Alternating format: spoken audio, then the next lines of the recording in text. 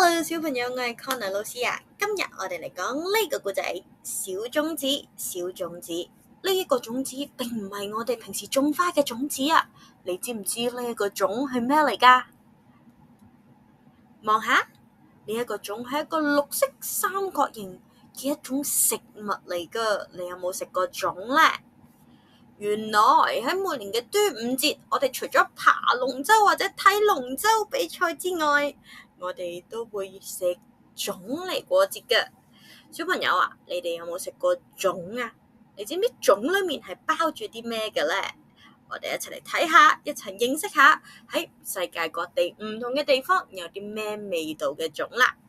我哋一齊嚟睇呢個故事，小種子，小種子，作者卷兒。邊個喺度嗌我啊？隻粽喺度講喎。北邊嚟咗一隻粽啊，佢咚咚咚咚打住喊路咁過緊橋。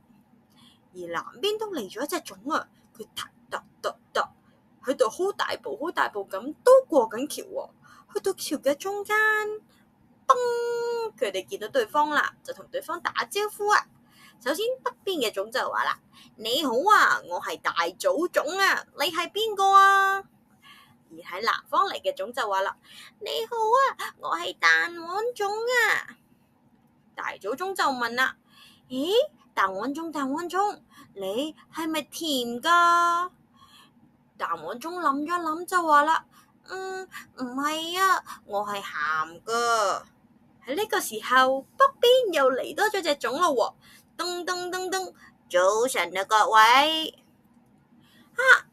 原來係甜甜嘅豆沙粽啊！蛋黃粽就話啦，呢個時候豆沙粽就同蛋黃粽打招呼就話啦：嗨，你好啊，蛋黃粽。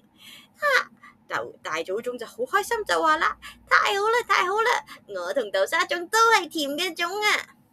喺呢個時候，喺南方嘅橋又嚟咗一隻粽啦，呢隻粽仲拎住本故事書行過嚟啊！你好啊，我係鹹鹹嘅火腿粽啊！耶，我哋而家有兩隻鹹嘅粽啦！咦？然後兩隻甜嘅粽同埋兩隻鹹嘅粽偷偷地望住對方，邊個都冇講嘢喎。所以呢，條橋非常之安靜啊！小朋友啊，你望下，有啲咩嚟緊啊？係啊，喺南邊又拎住有隻粽嚟緊啦！你睇下呢隻粽拎住咗啲咩啊？拎住咗一隻辣椒啊！弊啦！呢隻粽究竟係甜粽定係鹹粽呢？我哋一齊嚟睇下啦！原來佢係鹹辣嘅小川粽啊！所以佢係甜嘅定係鹹嘅呢？冇錯啦，佢係鹹嘅粽啊，喺南邊嚟嘅。突然間喺天空，有隻粽喺上面飛緊落嚟啊！一轉身，南邊竟然又飛咗一隻粽落嚟噃。唔好意思啊，我嚟遲咗啊！原來呢隻係八寶粽啊！呢隻八寶粽香甜嘅味道，令到喺河邊裏面嘅魚仔都流晒口水啦。而大祖粽同埋豆沙粽都好開心就話：耶！我哋都有3個啦！哎呀！呢隻魚食咗我隻鞋啊！原來條魚食咗八寶粽嘅鞋添啊！呢個時候，喺河裏面嘅魚就喺度商量緊啦。喂啊！你哋覺得甜嘅粽好食定係鹹嘅粽好食啊？甜嘅好，甜嘅，梗係鹹噶啦！我中意食鹹粽喎。佢哋就喺度商量緊，究竟甜嘅粽好食定係鹹嘅粽好食咧？小朋友啊，你會中意甜嘅定係鹹嘅咧？啲粽聽完都喺度討論起嚟啦喎。小朋友都中意食甜嘅粽噶，梗係啦，鹹嘅粽好奇怪噶嘛。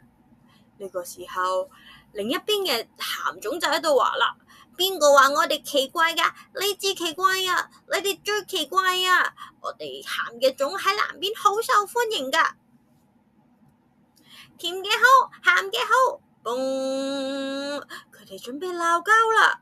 喺呢個時候，突然間喺河上面有一個竹筒飄咗過嚟啊！咔嚓！啊，唔好嘈啦！呢個係竹筒粽爺爺啊！佢就話啦，無論甜嘅粽定係鹹嘅粽，你哋都係端午節粽。我係唔甜又唔鹹嘅竹筒粽爺爺啊！但係有時候我可以變到又甜又鹹，神奇菇有時就會灑出糖嚟面，有時就會灑咗啲鹽出嚟喎，所以小粽啲粽都覺得好驚訝。爺爺亦好犀利啊！你又可以變甜，又可以變鹹，實在太厲害啦！當竹筒粽爺爺打完鼓之後，突然間喺水上面，嘣！有隻咩嚟㗎？係啊，有隻龍舟嚟咗啊！快啲上船啦！然後所有嘅甜粽同鹹粽同埋竹筒粽爺爺咧，就打住鼓一齊喺端午節嗰度爬龍舟啦。好啦，小朋友，今日嘅故事就去到呢度啦。你有冇食過粽呢？我哋今日一齊嚟慶祝端午節啦！我哋下次再見，拜拜。